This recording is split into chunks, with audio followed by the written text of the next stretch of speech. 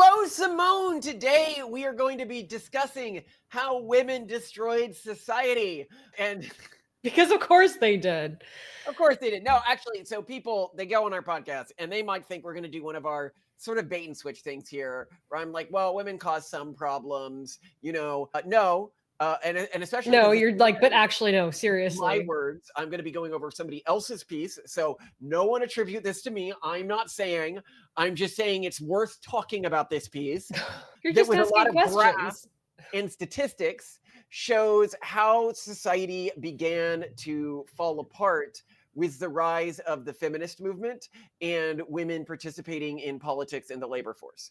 And usually I'm not like particularly compelled by these sorts of cases if people know me. In this instance, I found it compelling. But what's interesting is the entire piece, if you didn't like wade through the first part, which I'm not going to share with you guys because it's boring, and the title, you wouldn't know that that's what the piece is. The piece is Progress Studies and Feminization. Okay. And then the subtitle is You Can't Undo Just One Part of the 1960s. And it's by one of our favorite writers for this show is Arctotherium. He's fun. Oh, and he also, he's definitely, it's women's fault. So, okay. Yeah. Okay, Arcto, fine. Let's hear your theorem. Yeah, and the broader thing is, and I'll note here, I'm not saying all women are a danger to society. I'm just saying non-autistic women are a danger to society. Thanks, Malcolm. Like women like my wife are fine. You're a sweetheart. Well, I mean, just to do basic female functions, I have to take the same amount of hormones as a trans woman. So, can we really call me female? Right, yeah. So here I'm going to pop on screen a graph that was in this first rambling bit he did, which is the Henry Adams curve of energy consumption. And it's supposed to go up logarithmically, but actually what we can see here is around the 1960s, it stopped, and if anything started declining, while before perfectly fitting to the curve. Then if we go down to this next study here, we can look at total pages published in the Federal Register, thousands of pages per year. We can also see a logarithmic curve going up until we hit around 1975, and then it basically stops. Okay? Now, to go into the piece where it starts getting interesting. We live in an age that has lost its optimism. Polls show that people think the world is getting worse, not better. Children fear dying from environmental catastrophe before they reach old age. Technologists are as likely to be told that they are ruining society as they are bettering it. ... And then he is right. This change is quantifiable. Books written in English, French, and German, the three major languages of the modern West, showed a continuous rise in the number of terms relating to progress and the future from around 1600 to 1970, when things suddenly took a turn for the worse. And here I will put on screen a graph here. And what you can see here is going into the 1900s, basically until you get to around the 1970s, two things happen in the English language. People stop using terms that stand for progress or the future, like moving forwards, and they start using more words that are associated with caution, worry, and risk. So society basically became worried about the future getting better. And if you go, and we talked about this in our episode, Nationalism Saves Countries, and it's not just nationalism, it's retrofuturistic nationalism, where if you go to the 1950s sci-fi, it's just very forward-looking, very excited about the future. It's all, rocket ships and exploration and utopian colonies, when that stuff is incredibly rare in modern sci-fi. You see very, very little utopian sci-fi anymore. And even sci-fi that used to have, I think Star Trek's a bit of a dystopia, but it's at least written as a utopia. Watch our Star Trek episode, one of my favorites. But the utopian nature has left modern Star Trek, where it's written much more dystopianly now. If you look at something like, Lower Decks, or you look at the new like Picard show and stuff like that. And the larger piece, just that he sort of views feminism as an antagonist to what he refers to as progress studies, or like research into progress. Now, I actually think this framing is stupid when what he's actually talking about is human progress more broadly. But if you're wondering what progress studies is, that's like what Tyler Cohen, like Mercantor does, that sort of stuff. All right. Or I guess Aporia more broadly does that, which is where this piece was written. One of the biggest drivers. Works in Progress too, right? Based out of the UK. Yeah. Okay, so then back to his piece. One of the biggest drivers of progress is rationality. Progress depends on the belief that the world is rational to begin with and can be understood and therefore intentionally changed for the better. I would agree with that. Anton Howes, the historian behind the Age of Invention, calls this the quote unquote improver's mentality and observes that it is historically rare, only arising in a handful of cultures. This is not an intuitive belief! Exclamation mark. Muslim scholar Al-Ghazali famously argued that as everything occurs the way Allah wills it, rather than according to predictable laws, science was impossible. The idea of progress, that sustained improvement is both possible and desirable, is a fleeting one. And here I'll note here, we've talked about when Islam began to fail and became sort of a religion of the Dark Ages, because there was a period when it was one of the greatest religions of progress out there, so much so that when Western writers would write scientific works, they would often write under Arab pen names because people wouldn't take them seriously. So that is how far ahead of us they were in the sciences, right? And Al-Ghazali comes along and basically everything begins to fall apart. He's like, we need to become mystical. We need to stop this progress stuff, Oh no. basically. Oh no. Right. Yeah, not great. And I don't think it's great for a lot of modern Jewish stuff, because we are seeing this in modern Jewish religious traditions with the Chabad movement, for example, moving them more towards mysticism and normalizing mysticism, which I see as sort of a Jewish version of Al-Ghazali's Sufi mystics. Even more importantly, reason allows people to stand on the shoulders of giants. And I'll note here what mysticism, the reason why mysticism doesn't allow that is because mysticism says that the subjective experiences you have, whether it's from corrupted mental states like drugs or spinning or just your own intuition, take precedence over subjective rationality that can be tested in sort of the court of the real world, right? Yeah. Which means you can't stand on giant shoulders anymore, because now you're just speculating on somebody else's speculation, which never had anybody really confirm its authenticity except for whoever was a popular idea person at the time. Scientific and technological progress are driven by exceptional individuals, but reason makes it possible to reliably build on the past or to debunk them when they're wrong, which allows the collective brain to improve over time rather than running in circles. With that in mind, the English corpus shows a steady rise in reason-related words, a corresponding fall in intuition-related words from 1850 to 1975. And here he shows a chart where you can see principal component words, sentiment, intention-related words, and rationality-related words in 4 major language groups here. You've got English, all, you've got Spanish, you've got English fiction, and you've got English Excel fiction. I don't know what that stands for. But you can see this is a very strong trend where you have a graph that's just going down, down, down, down, down, down, down, down, down, hits the 1950s, shoot right up to right now. We are at a lower use of many of these words. Like, let's say if you're looking at like how high intuition related words are used today, they are finally today used more or around as much as they were in the 1850s. Oh dear. In English, and in Spanish they're used more. In English fiction they're used more. Yikes. Right? That is horrifying. If you look at sentiment, like sentimentality related words, you have it go down, down, down, down, down, down, down till you the cold rationalist Victorians now shooting right up to like double the rate they were ever used in the 1850s. So this is definitely a real thing that he's noted here. And he said you can see the same trend in Congress. He shows here EMI ratings for Democrats and Republicans. Yeah. And you can see they were holding steady, or no, sorry, it was going up from 1880 to around the 1970s, and then it begins to crash. And now it's at way lower rates than it was in 1880s. So the big political sex difference, progress. And this was really interesting because I didn't know this. And we're going to go into another piece here before I get into this, but I want to hear your thoughts so far. I sort of feel this argument fleshed out. I mean, society has sort of felt like scientifically we've been declining since the 1970s. Well, and that sentiment and optics and emotion have taken the place of reason and facts and science. So I don't disagree with this. I want to see a more stronger argument for a connection between feminine Well, influence we in haven't this? gotten to Go that ahead. yet, but I can argue for an alternate theory of what might be causing this. Yeah. It could be the establishment of the institutional academic bureaucracy, because that Mm. didn't really happen until the 1970s.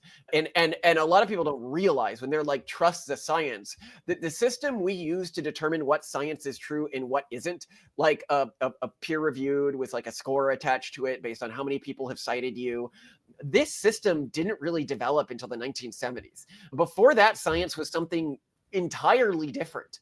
And so when people say trust the science, they don't understand. They're saying trust an entirely new system that doesn't seem to work very well and that hasn't really been tested. And that in the way that we're seeing it tested in the court of public opinion is not doing well. If you look at the rate of scientific progress, to the rate of funding going into scientific progress, you see it's basically flatlined since the 1970s when you account for the amount of funding. It seems so counterintuitive that a rise of academia would see a drop in facts and a rise in sentimentality, though. That's so odd.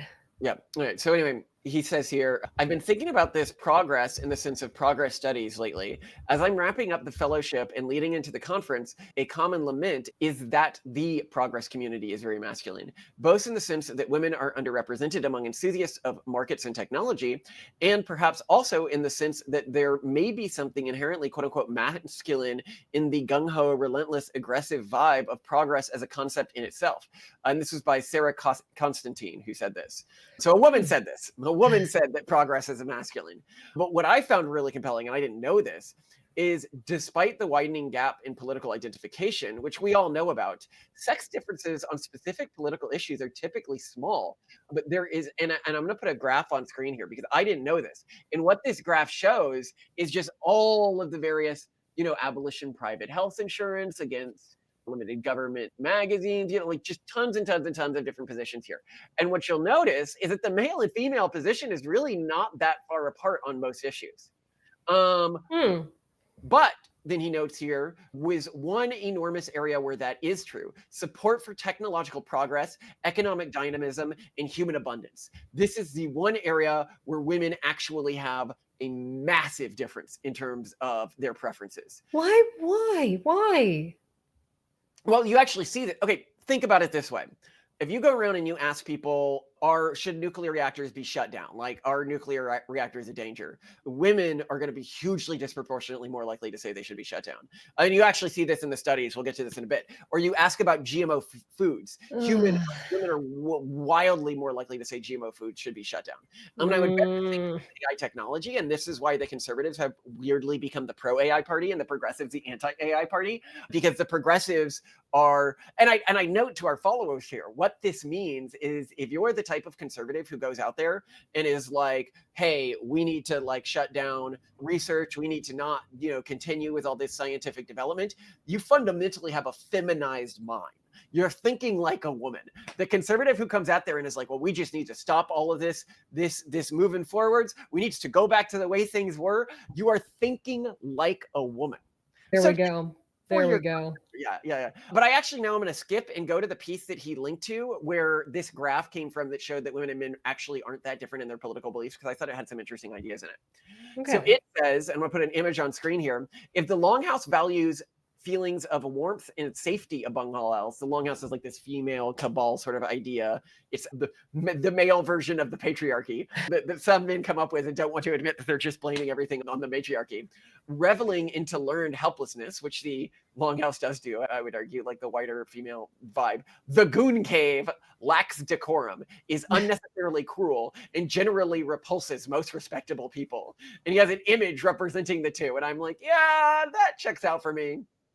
For example, your symbol of progress in the second half of the 20th century was space exploration. For as far back as there is data, men have been much more likely to support increasing government funding for space exploration, usually around twice as much. I'm going to put a graph on screen here which shows this. And there's an increasing divide, with women now more and more against space exploration. Well, then women can't complain about not being astronauts at the same level. You gotta pitch in. There's women astronauts. There's those women who paid men to make them astronauts. They can be adored.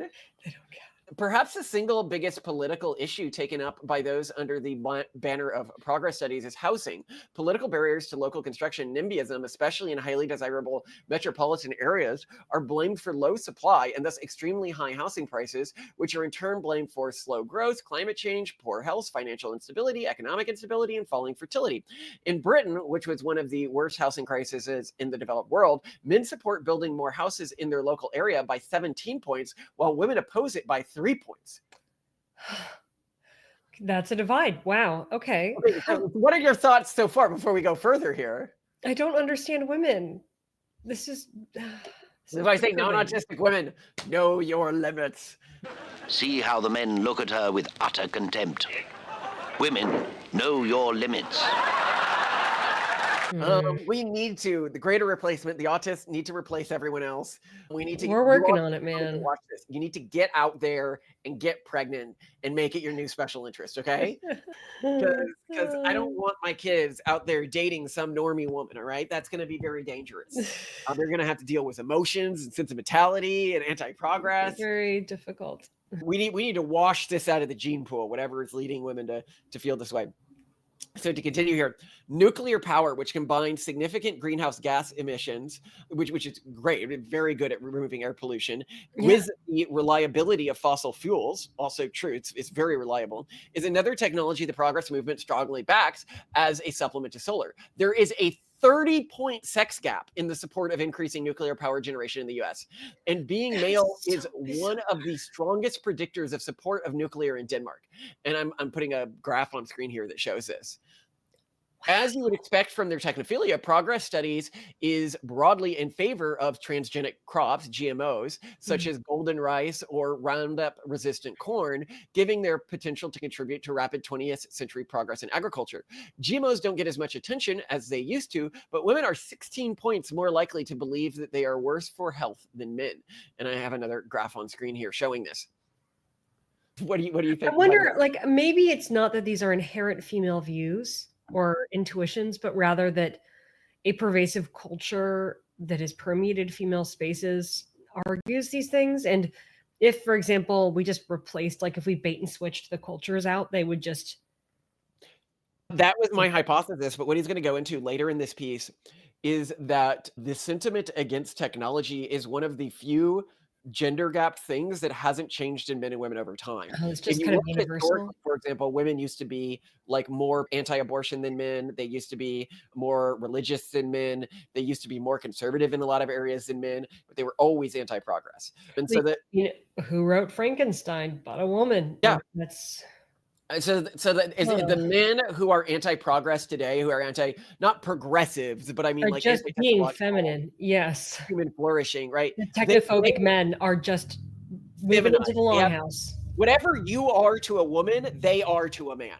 Yeah. In their brain and made them like an 1800s woman. You know, they're more conservative and more against abortion, but also terrified of technology.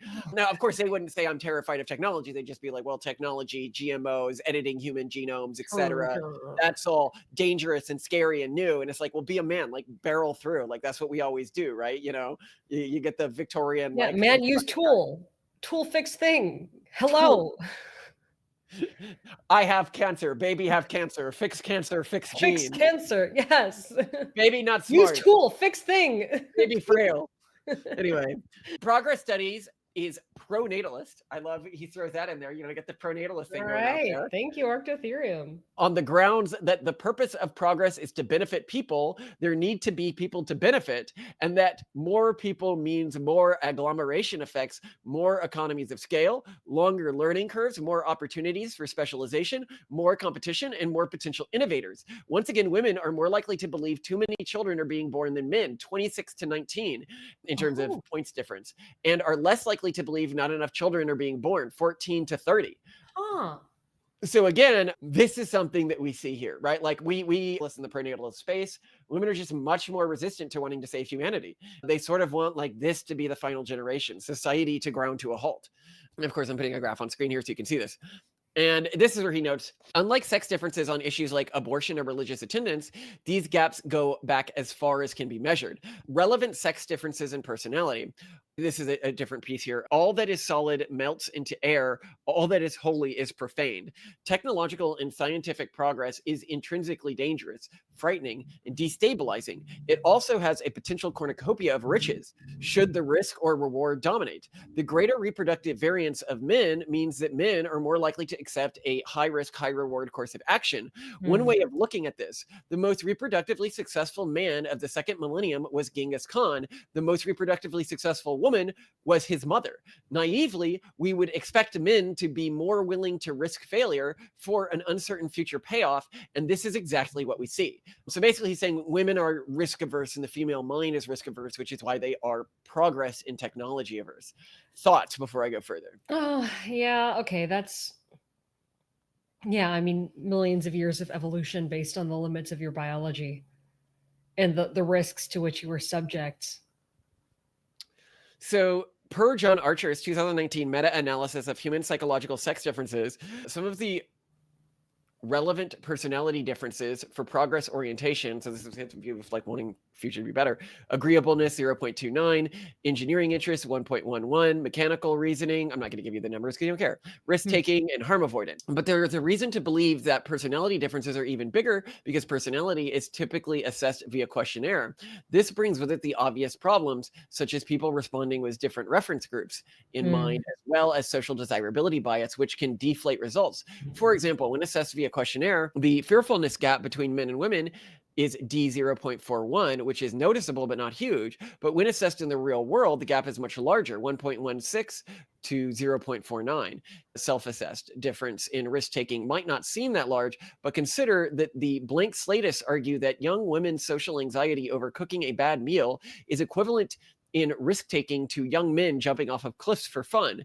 The reference frame for what constitutes a risk is not the same for men and women. That is why if you're looking for people who are both interested and able in engineering, disagreeable enough to break consensus, and willing to take risks for uncertain payoffs, you will overwhelmingly find men. As a result, technology / market / future and ideas-oriented groups tend to be around 90% male. And here, I'm going to put some graphs on screen here. And the first poll is points allocated to 5 academic priorities by gender among undergraduate and graduate PhD students. And here you can see that women are less interested in academic freedom. They are less interested in advancing knowledge. They are less interested in academic rigor. They are more interested in social justice, and they are more interested in emotional well-being. Here you can see points allocated to all 5 academic priorities by gender among faculty. Women are less interested in academic freedom. They are less interested in advancing knowledge. They are less interested in academic rigor. They are more interested in social justice, and they are more interested in emotional well-being. Now comes the correlatory part here. You getting concerned, Simone? That I mean, there's a time and a place for those things, right? Like it's good to balance, but I don't know, man. Now's not the time. And I note here, this isn't for the women who watch our show. You're basically a different gender because you're all a bunch of little autistas. You're autismal women, which is very different from the category of creature I am talking about. You have met these creatures. They are terrifying. I was talking with Simone recently, like her inability to understand like normie women. And I'm just like, I'm so glad you don't get it. Because well, also like I'm getting the impression that most of my high school friends were probably on the spectrum. Well, you have a lot of We're just culturally very different. Yeah, like Asian first generation. It may just be a cultural thing. Like I can't model this because I didn't encounter it. It's so hard for me to understand this. But that's why I feel like the cultural argument remains. I don't know. I can't imagine my friends from high school, for example, my first generation Asian immigrant friends being like, oh, GMO foods, that's scary. Like they wouldn't do that. You know, they wouldn't be afraid of AI. They adopt it fast, right? Like they were the ones who told me how to use new tech.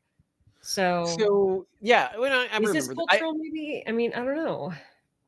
My new joke about Asians, by the way, is that our great grandchildren are going to see Asians the way people in the anime Frieren see elves, where it's like elves and Frieren. If you don't know, they are like they're not really don't get strong arousal, and they're not really interested in relationships or romance, so they just breed at incredibly low rates. And if you look at our video on is low Asian fertility genetic, which is really interesting. We go into the data on this. It may just be that they feel like arousal and romantic feelings at a much lower rate because of high rates of arranged marriages in their cultures. And so our kids will be like, oh my gosh, you cute little, have you ever, do you really not feel arousal at all? Are you not desired to go out and mate with people? Oh my God. But anyway, female cultural dominance. If women are psychologically more predisposed to small c conservatism than men, and hence opposed to progress, we might expect female cultural dominance to lead to the pattern seen in the text corpuses above. Does the timing work? Yes. Since 1970, women have gone from present but marginal in prestige cultural institutions to approximate parity with men. First, women authored books crept upwards as a share of total books between 1800 and 1970s before rocketing upwards, and are now the majority. The publishing industry is itself 74% female. And here I'll put in graph on the screen of female authored books where you can see it just explodes after the 1970s. Wow. Second, academia is intended to be the brain trust of society, an association of professionals paid to discover the truth. In 2022, women became the majority of college faculty in the United States. And you can see if you go back to the 1970s, they just were not present in very big numbers. Data doesn't exist for the key year of 1970s, but we can plot the ratio instead, and we get the following chart where you can see women just explode as a proportion starting around the 1970s. This closely matches the picture of college graduation rates. Note that the x-axis is the cohort birth year in the chart below. So here, this is college graduation rates, and you just see exploding female college graduation rates. But this actually And that gap is widening, apparently. I thought it would slow down Right. eventually. It's just getting worse. Oh no, it's getting worse. Yeah. Yeah, now you see men start to go into college less and less now. So it's Yeah. not just And more women trade going- school. I mean, which is great. I mean, they're ultimately, I think, more and more having a college degree is a liability. So people are better off just. Yep. And now we can look at number of women in Congress. You can see it was very low before the really 1980s, and then it just explodes. The same was the number of women in the House. So in politics, women started getting involved. Huh. Yeah. So thoughts? This is all. He's painting a worrying picture. I feel like it's an incomplete picture, but I can't give a very strong argument as to why, aside from I think culture is playing a role, despite the fact that I will admit that there are evolutionary reasons why women need to be more conservative and have evolved to be gender dimorphically more conservative, right? Like that makes sense. And it would be crazy if women were like the gender known for risk taking because Well, this is really interesting about women. So when we talk about, small c conservatives, traditionalist conservatives having feminized minds, I think that this is really messing with some small c conservative males because they get very confused. When you actually look at what the two parties are attempting to do right now, the party that's like taking big risks and is really interested in long-term human flourishing is the Republican Party at the moment. You look at Doge, you look at their engagement with like science and everything like that, and they're just way more interested in that. And the Progressive Party is become the party, as we often say, of the urban monoculture. But because the urban monoculture is the dominant culture right now, if your core goal is society not changing, which is the core goal of the urban monoculture that currently has dominance, you are going to fight for small c conservative causes, right? You're going to fight for things not to change to maintain your existing power hierarchy. And so a lot of people who are small c conservatives often take positions which are fundamentally very left-leaning within the current political ecosystem without understanding that's what they're doing, because they think big C conservatism or like the right is a small c conservative movement, which is just not. It is an almost anti-traditionalist movement insofar as it will aggressively take ideas from various points in human history, but it's building something new with those ideas. Even the traditional religious organizations that are surviving and thriving are doing it through new cultural technologies. I mean, people think of Mormons as like culturally conservative, but they're really not. Like the entire way that Mormons date here now these days with the singles ward, this was like invented in the 1970s. If you look at like Catholics, like the tradcast communities that are actually surviving are not actually structured the way Catholic communities were in like the 1950s. It is a new way of being Catholic that takes aesthetic inspiration from periods long before the 1950s in the way that they're structured. It's a fundamentally new thing that's built using fundamentally new technology. And this is why the small c conservative that's not just focused on we need autonomy to run our own community and do our own thing, they'll end up, as recently saying, if you actually look at our positions on one of our podcasts, and I don't mean this in any way as negative about him, but at what's his guy, Lotus Eaters, Sargon of Akkad, that we not his words or not his public reputation, but his actual positions outside of abortion, we are to the right of him slightly on most issues. And yet the public framing of him is that he's like this far right extremist when he's like a pro-gay marriage atheist. Apparently he goes to church now, and one person was like, well, another area where he's to the right of you is he's for banning pornography. And I'm like, that is the most left-wing position you could conceive. It's super left-wing. Yeah. If within the modern political context, banning pornography is hand in hand with banning VPNs. It is expanding the reach of a government nanny state and allying yourself with fat feminists to increase their market value because you lack self-control and you want to help save people who do not have your belief system and lack self-control. And people have also said that he's to the right of us on immigration. I don't know where he stands on it. I mean, what is our broad immigration? Our stance on immigration is very simple. You can have one thing, open borders and no social services, or social services and extremely closed borders. That is our stance on immigration. They shouldn't get, in the first generation, any social services at all, and that immigration should be based on the contribution to the economy, which means that you should be looking at like how much is this person earning in their home country, how smart are they, etc. Which is Donald Trump's position. This is what he laid out in what podcast was that? It's not the position that he's actually ended up taking as policy because he's been pushed back. On the All In podcast, he was in favor of giving visas to people with degrees, but then that everyone pointed out after that like, well, they did that in Canada and it really really backfired.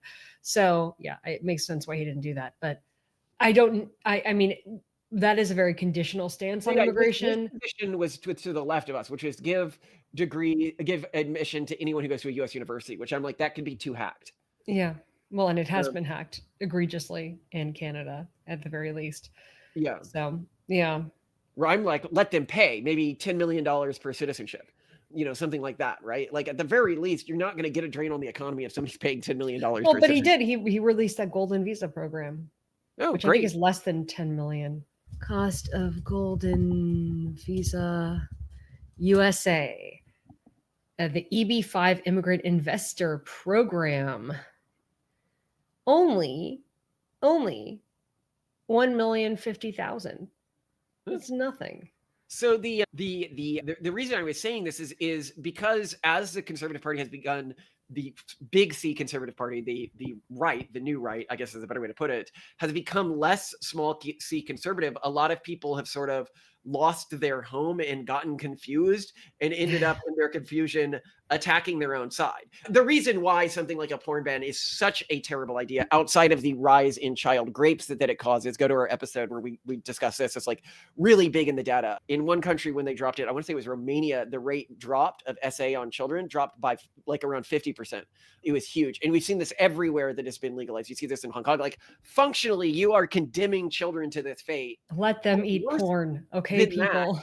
You are giving the government, which is really bad, you are giving the government the right to define what is porn / vulgar, the ability to make VPNs illegal, because you fundamentally need to make this illegal to make porn illegal. Yeah. And then they'll define your ideas as vulgar eventually. They'll define this is what we're seeing in the UK. Like a lot of the negative stuff that we're seeing now in the UK uses porn restrictions as justification for implementing the restrictions on free speech. Mm-hmm.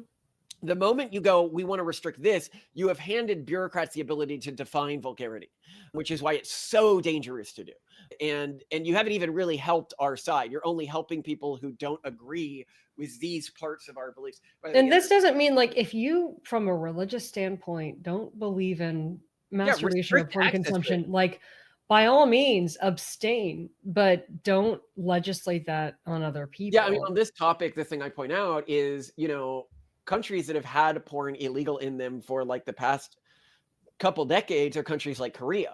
Countries where porn is not illegal, which has a terrible fertility rate for its income level, where it is legal, are countries like Israel, which has a great fertility rate, or the United States, which has a great fertility rate. Yeah, well, I mean, yeah, the results, the proof is in the pudding, but also, like, I think from a religious standpoint, you need to have people make the decision on their own and build the discipline on their own. You don't get the benefits from a cultural standpoint by forcing it on people and removing their ability to make that a willful choice to not engage in that activity. You have, like, you don't get the reps, you don't get the lift if these people aren't choosing of their own volition to not engage in this activity. Yeah, so the point here being is, if you go to Korea, right, how many Korean men, like what percentage of the population do you think actively believe that they shouldn't be consuming porn, and then would if it was legal, would make the choice to advocate? Very small. I'm gonna guess like 3 or 4%. You go to Israel and you say, like, do conservative Orthodox Jews, do they have bans against pornography within their culture? Absolutely they do. Right? You go to like in the US, no FAP is a big movement. Like, by all means, like, don't. Yeah. Well, and you go to the Christian communities that have these great fertility rates, they have restrictions on pornography, right, within the US, because that's why we're higher fertility than a lot of the other countries. But that is in part maintained by the fact that we are forced to make these choices that affirm our identity regularly. Yeah. And I was talking about this in regards to put together this memo for the Mormon Church on how they can attempt to increase their fertility rates. And anyone here who's like a Mormon and you're like, oh, I'd like to get that and give it to like my elders or whatever to consider. And one of the things I point out is, when you're putting on your garments that differ you every day, this is what people outside of the Mormon Church call the magic underwear. You are affirming that you are different from other people, and that different you're leaning in. Yeah, are expected for you. You are othering yourself to yourself, and you are making the conscious choice to be different. When you remove that, if we made garments a legal mandate within a state, you have now lost all of the benefit the garments provide. Mm-hmm. So I think that this should some state do that, if a state were to do that, right? Yeah, but I think that if a state were to do that, it would be drawn by a very feminine impulse. This impulse of, well, we need to, the sort of pearl clutching, like we need to control people impulse, right? Like it's not my responsibility to do these things. It's the state responsibility.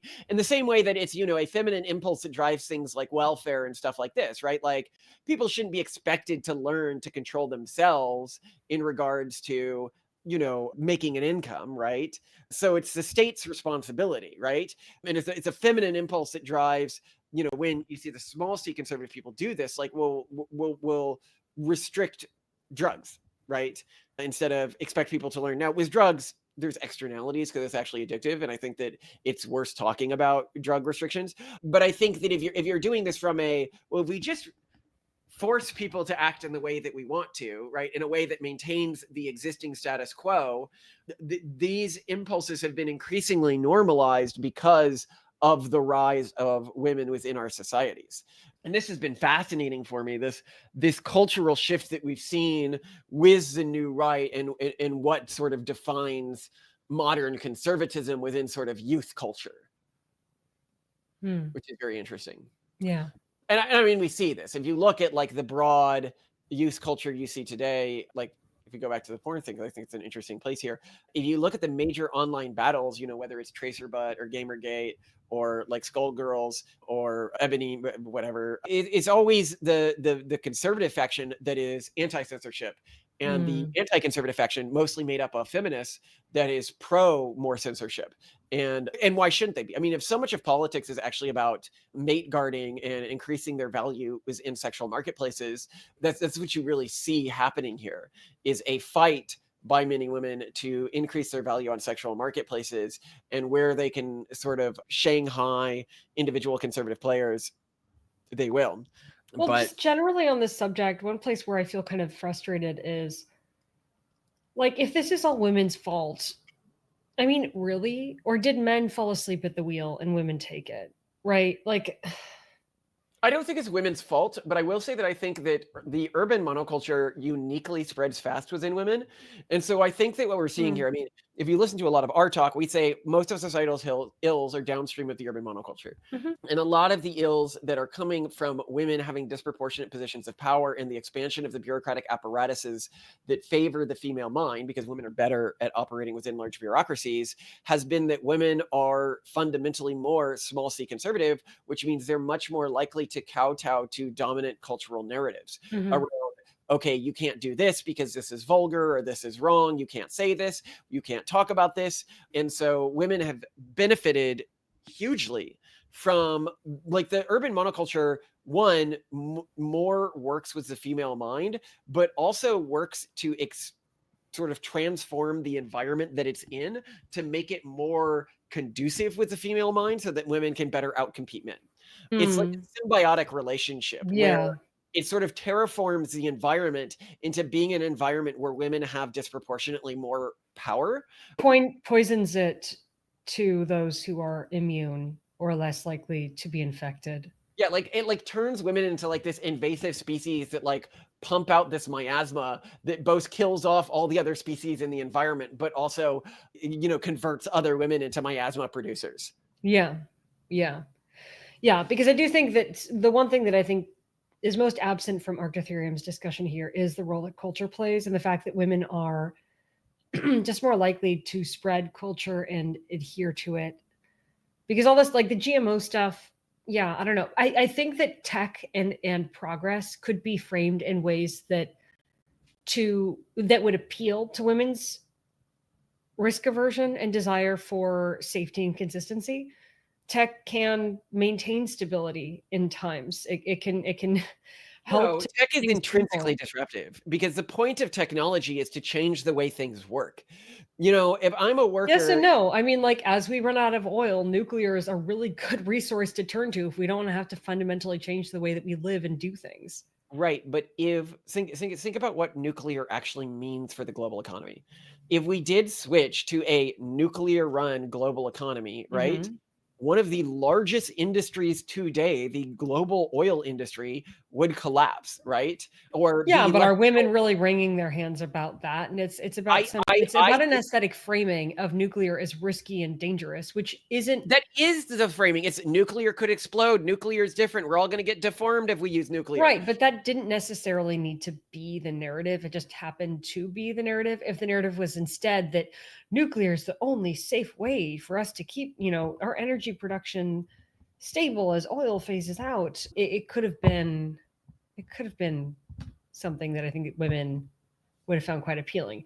Nuclear's cleaner. Nuclear doesn't get people into yucky coal mines that are so dangerous, and it's in sparkly clean factories and all I that also nonsense. find it interesting when you talk about nuclear, and I was talking to you about this today, is how little Germany has accomplished recently, and just how effed Germany is, and how much France has, despite having many of the downsides Germany does. Hmm. People know I have an anti-France bias. I'm very anti-French. As I said, the France would be a great place if it wasn't full of French people. But the problem is that France is technologically kind of killing it. Like one of my favorite AI models is Mistral, and Mistral is built by a French company. France has developed a lot of good video game studios. Germany is just like doing nothing in these sorts of spaces. And you can look at the difference in nuclear between the two countries, with Germany banning all of its nuclear reactors and decommissioning them, while France is one of the most nuclear countries in the world in terms of the number of nuclear reactors that they use. I think it's like the majority of their grid. They basically solved the carbon problem in their country just by going with nuclear. And maybe it's because the French mind is more masculine than the German mind. And they're more open. And this could be a bottleneck effect. As I've mentioned, Germany and France were changed in big ways by who died during the two world wars. Like what were the personality traits associated with death for each of the countries? Hmm. And they kind of were pussified by that in a way that America was not. The soldiers ended up having a lot more kids than other people. I mean, if we want to talk about that, like how many kids did soldiers have? Every single one of our male grandparents was at D-Day, and a commander at D-Day, which is interesting. It all was in a different. One was No, mine wasn't. He was flying planes to drop people off behind enemy lines. Oh, to drop off like the paratroopers. Yeah. Yeah, I remember one of mine was a commander of a boat, one of the boats, and the other one was a commander of an engineering group. All right. Anyway, great to chat with you and have a spectacular day, Simone. Did this change your opinion? I agree with you. I don't actually think it's because women. I think that there's been I think that women likely played a role in this, but I think it's women's the greater female tendency to converge on what is the socially dominant view, combined with the growth of the urban monoculture that sort of worked symbiotically to create these awful times. Yeah, I see this much more as feminization, and much less as women did this. I think if we were to actually look at it, men played as much of a role in all of these feminizing toxic shifts in policy and academia as women did. They are equally culpable. This isn't about women. I mean, Well, and women, also males are more feminine now than they were back then. They're more feminized in the way they think and 100%. perceive things. Yeah, because I mean, you can see women in positions of power in the past who did extremely masculine things. I don't. I mean, and I'm not going to deny that there are averages that make women more conservative, but yeah, I think it's an interesting take. There are things about this that I agree with, but not entirely. Yeah, but I actually think the feminization of the male mind is a large part of this, and the normalization of that feminization in men not realizing when they say things that are fundamentally feminine. Yeah. They think that this is a normal thing for a man to think. Mhm. When you go back historically to sort of the explorer mindset, that's this very masculine mindset that gets demonized within males more and more. Yeah, and the risky inventions and trying new tech and all of that. Yeah. The My frontierism. favorite takeaway from this is you're pointing out just how feminine many of these male cultural commentators' reactions are when they're like, tech bad, genetic modification But the great bad. thing is we can probably fix all this with genetic modification, and I Yeah. know our family will. I mean, within a generation, once we can get the germline gene editing stuff up and operational, I would almost certainly recommend our kids that they edit their daughters' brains to be more masculine, because I think it's too risky to have female-brained people being a large part of your. Look, you're not a female-brained person, Simone. You know that. Yeah. Our followers know that. Well, there are other ways you can do that even after someone's born. You don't have to genetically modify someone to be more feminine. But anyway, I love you very much. Or we could just take out these specific dangerous things like fear of progress. Anyway, love you. Have a spectacular day. Me too. Well, tomorrow we have our Basecamp monthly VIP members meetup. I'm so excited for it.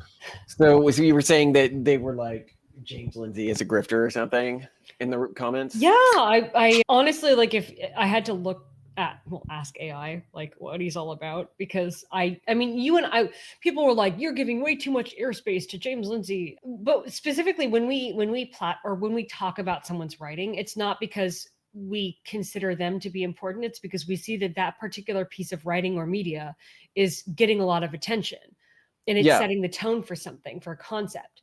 So we don't care if it was written by Nick Fuentes or like some, Taylor Lorenz or whoever. Like, it doesn't matter. What matters is if a lot of people are talking about it, if it's in the zeitgeist, if it has influence, because that means that it's worth discussing. So or honestly, sometimes if the ideas are interesting. There are many people, though, whose work we talk about, we have no idea what they are. We have no idea what their other work is all about. People assume that if we talk about Jordan Peterson, that we're familiar with all the years of his work, instead of just I've read one of his books and we've consumed isolated. And somebody's like, oh, you read X thing from Y person. That must mean that you're a racist because they said a racist thing this one time in a different work. And it's like, what are you talking about? Yeah, we are not. We don't sit around reading. But yeah, so I just didn't expect. I didn't know anything about James Lindsay until I looked him up. The thing that made him famous was he was that person who did that really funny social experiment where he sent unhinged academic article concepts or something to journals that were like, okay, yeah. And they were super woke sounding.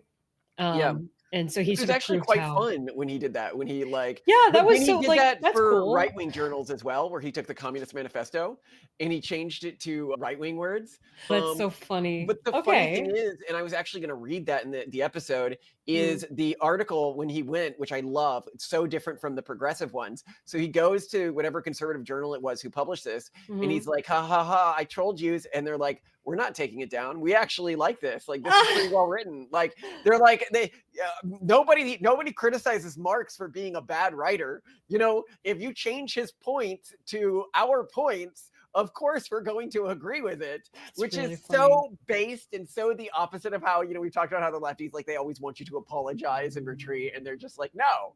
When Like, you "No, this write is our fine." thoughts in Marxist language, you don't make them not true. Yeah, we liked it because we liked it, not because we disagreed. That's crazy.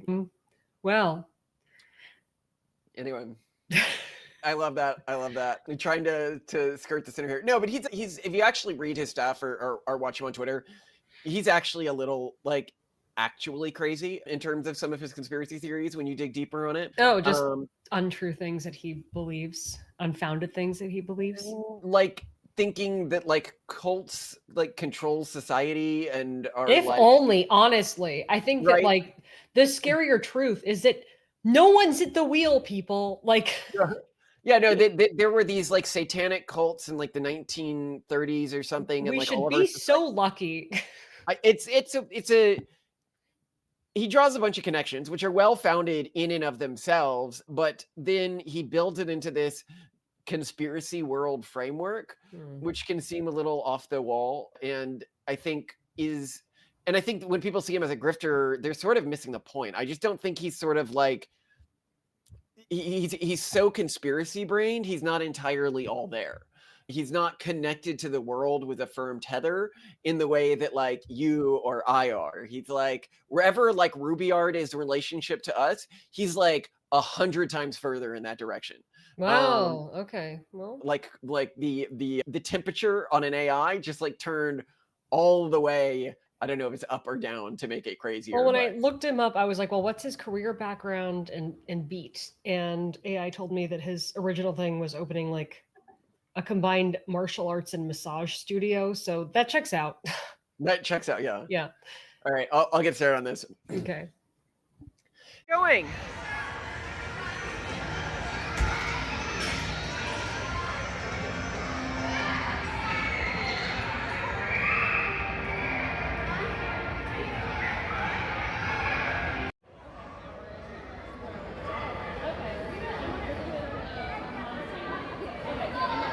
Titan, where are you going?